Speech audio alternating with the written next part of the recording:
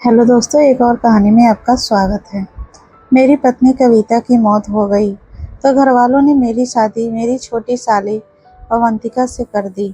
क्योंकि मेरे दो छोटे छोटे बच्चे थे जो अपनी माँ को खो चुके थे। वह दुल्हन बनकर मेरा इंतजार कर रही थी, लेकिन मेरे दिल में उसके लिए जज्बात नहीं थे। मैंने गुस्से में कहा, मुझसे कोई उम्मीद मत लगाना, तुम बस मेरे बच्चे की जिम्मेदारी हो। हमारी शादी को 1 महीना हो गया था। हम एक ही घर में रहते थे, पर हमारे बीच दूरी बनी रही।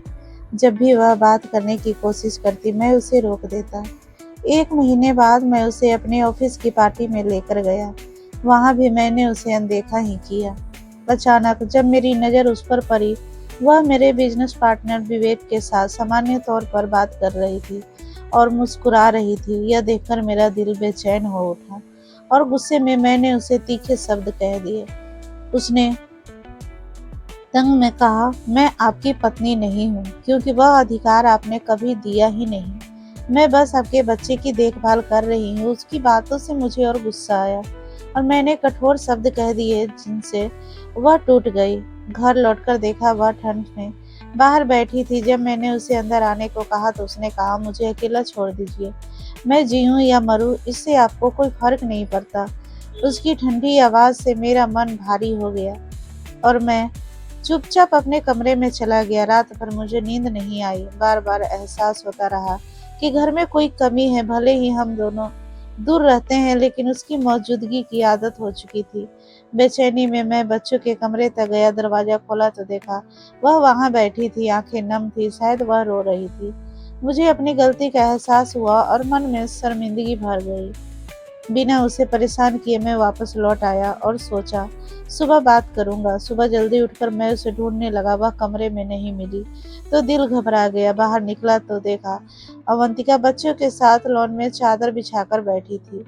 बच्चे खिलखिलाकर हंस रहे थे, जैसे पिकनिक मना रहे हों। मैंने घड़ी देखी तो 7:30 बज रहे थे। मैं भी जाकर बच्चों के सामने बैठ गया और मन ही मन उम्मीद करने लगा कि अवंतिका मुझे नाश्ता देगी। लेकिन उसने पहले बच्चों को खिलाया, फिर खुद खाना खाया और बच्चों को लेकर वहां से चली गई। मैं बेवकूफ की तरह वहीं बैठ रह गया। उसने मेरे लिए कुछ भी नहीं बनाया। उसका यूं मुझे अनदेखा करना, उसकी यह बेरुखी मुझे अंदर तक दर्द दे रही थी।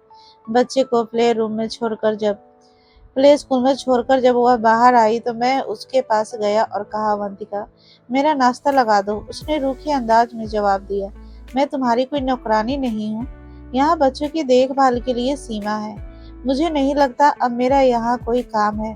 तुम मुझे तलाक दे दो ताकि मैं अपनी जिंदगी फिर से शुरू कर सकूं। मुझे भी खुश रहने का हक है। अच्छा है, मुझे तुम्हारी संपत्ति से कोई मतलब नहीं। यह कहकर उसने नफरत भरी नजर से मुझे देखा और वहां से चली गई। मैं अपना सिर पकड़कर वहीं बैठ गया। मैं नहीं चाहता था कि अवंतिका यहाँ से चली जाए। इतनी आसानी से रिश्ते कैसे खत्म हो सकते हैं?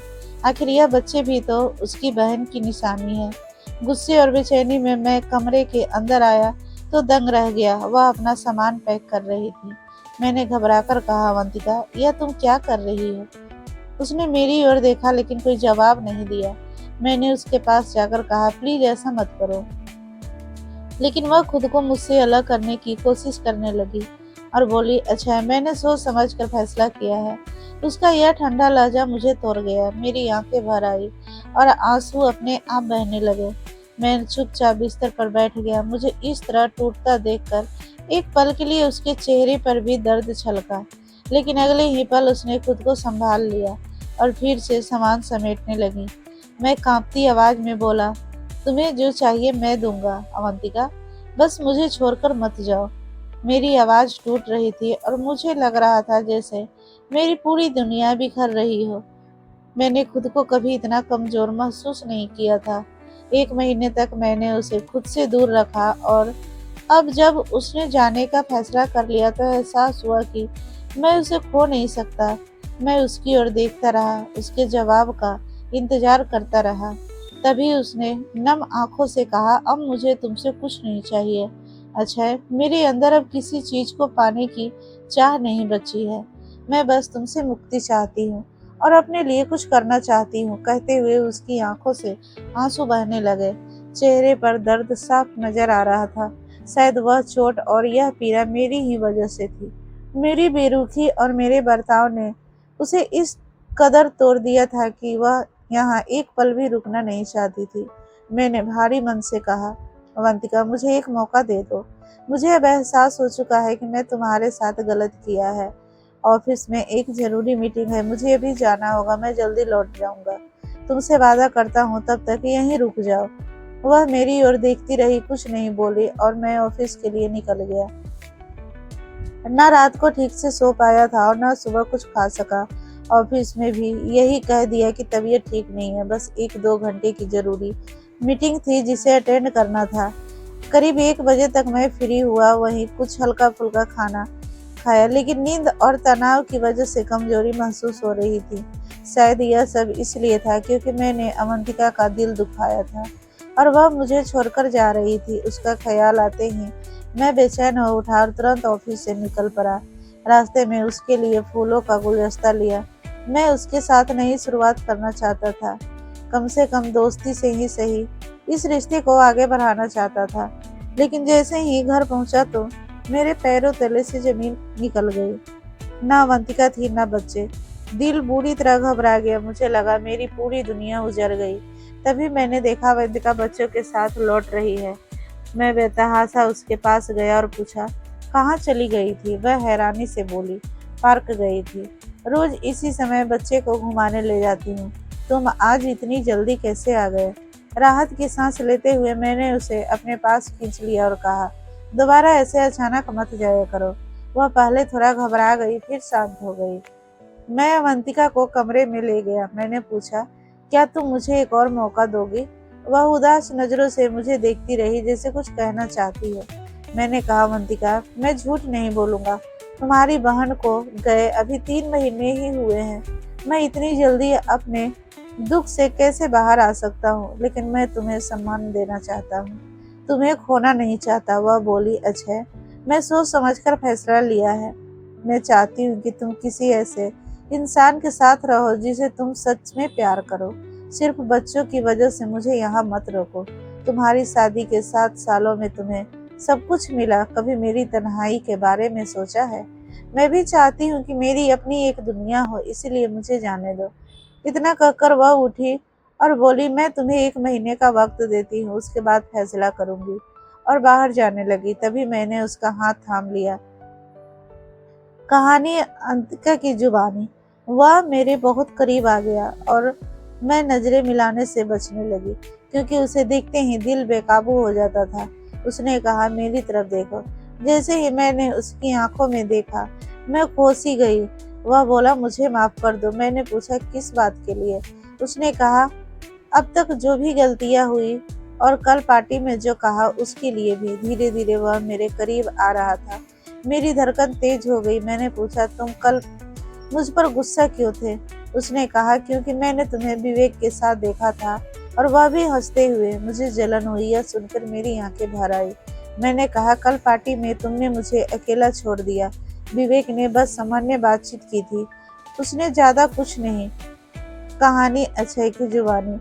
उस पल मुझे समझ आया कि मैं उससे दूर नहीं रह सकता, लेकिन हालात और रिश्तों की जिम्मेदारियां मुझे रोक नहीं रही थी।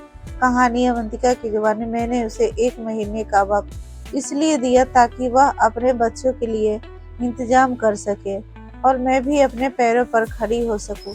अगले दिन जब वह लौटा तो मुझे लैपटॉप पर काम करते हुए देख चौंक गया। मैंने बताया कि नौकरी ढूंढ रही हूँ ताकि किसी पर निर्भर न रह सकूं। वह कुछ कहना चाहता था, फिर चुप हो गया। धीरे धीरे मैंने उससे दूरी बना ली, क्योंकि मैं जानती थी कि वह अभी अपनी पत्नी को यादों से बंधा है। बच्चों के जन्मदिन की तैयारी में हम साथ रहे, जहाँ जहाँ जगह पड़ी वह मेरे साथ रहा, लेकिन दिलों की उलझन बनी रही। कहानी अजय की जुबानी। जन्मदिन की भीड़ में उसे विवेक से बात करते हुए देख मेरे भीतर फिर बेचैनी उठी। मैं खुद से सवाल करने लगा कि आखिर मैं क्या चाहता हूँ। गुस्से में कमरे में चला गया। कहानी अवंतिका की जुबानी। बच्चों को सुलाकर मैं उससे बात करने लगी तो वह बाथरूम में नहाने गया था। मैंने दरवाजा खटखटाया। जैसे ही उसने दरवाजा खोला, मेरा चेहरा लाल हो गया। मैंने नीचे नजर झुका ली। वह खुद को तौलिए से ढके हुए सहज होकर खड़ा था। उसकी आवाज सुनाई दी, अवंतिका। मैंने बोलने की कोशिश की लेकिन शब्द नहीं निकले। शर्म और घबराहट से मेरा बुरा हाल था। उसने पूछा, क्या हुआ अवंतिका? मेरी हालत देखकर वह भी रुक गया। मैं पीछे हटी तो दीवार से टकरा गई।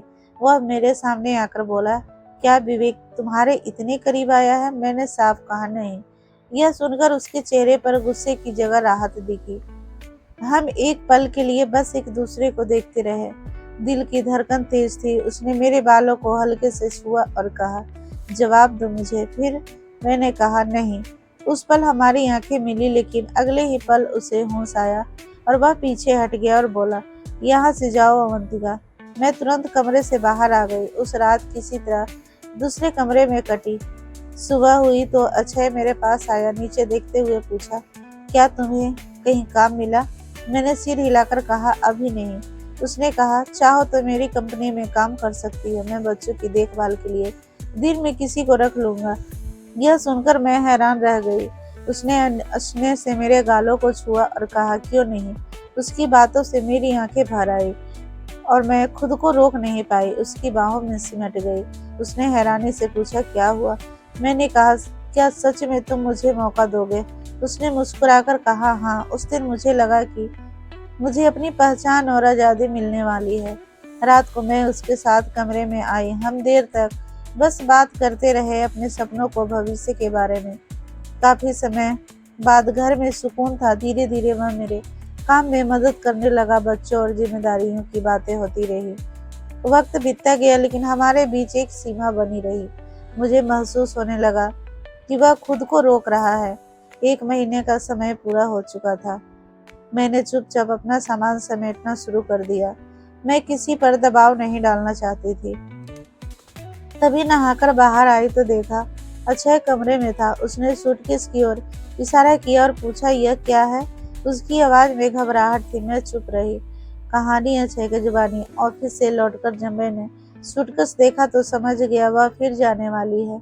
आज मैं उसे नहीं जाने दूंगा। मैंने खुद को संभालते हुए कहा, अवंतिका, तुम कहीं नहीं जा रही हो। वह डरी हुई थी, लेकिन मैंने साफ कहा, मैं तुम्हें खोना नहीं चाहता। मैं खुद को रोक रहा था क्योंकि हालात और रिश्ते की जिम्मेदारी समझता था। लेकिन अब सच कह रहा हूँ, मैं तुम्हारे लिए बहुत मायने रखता हूँ। वह चुप रही, फिर बोली, क्या तुम सच में मुझे अपनाना चाहते हो? मैंने कहा, हाँ, पूरे सम्मान के साथ। वह मेरी बाहों में आ गई। कहानी अवंतिका की जुबानी। उसकी बातों में सच्चाई थी। मैंने कहा, मुझे नहीं पता था तुम्हारे भीतर इतना संवेदनशील इंसान है। क्या तुम मुझे अपनी जीवन साथी के रूप में अपनाओगे? उसने मुस्कुराकर हाँ कहा। उस रात बच्चों के सोने के बाद उसने मुझे स्नेह से संभाला। कोई जल्दबाजी नहीं की, बस भरोसा और अपनापन था। मुझे लगा मेरी लंबी तन्हाई खत्म हो रही है। कुछ ही समय बाद हमने नई शुरुआत की और अपने रिश्तों को पूरे सम्मान और समझदारी के साथ आगे बढ़ाया। मेरे लिए यह सब किसी सपने जैसा था। मैंने कभी सोचा नहीं था कि मेरी बहन का पति, जिसने मुझे कभी चुना था, बल्कि मेरी बहन को अपना जीवन साथी बनाया था, वही इंसान एक दिन मेरा पति बनेगा और उससे भी बढ़कर मेरा सबसे अच्छा दोस्त बनेगा, जिसने मुझे समझा, मुझे संभाला और बिना किसी शर्त के मुझे अपनाया। यह रिश्ता दर्द से शुरू हुआ, लेकिन भरोसे और सम्मान पर आकर ठहर गया। तो दोस्तों, आपको यह कहानी कैसी लगी? कमेंट बॉक्स में जरूर बताएं। कहानी को लाइक, शेयर और चैनल पर नए होंगे तो सब्सक्राइब करना ना भूलें। धन्यवाद।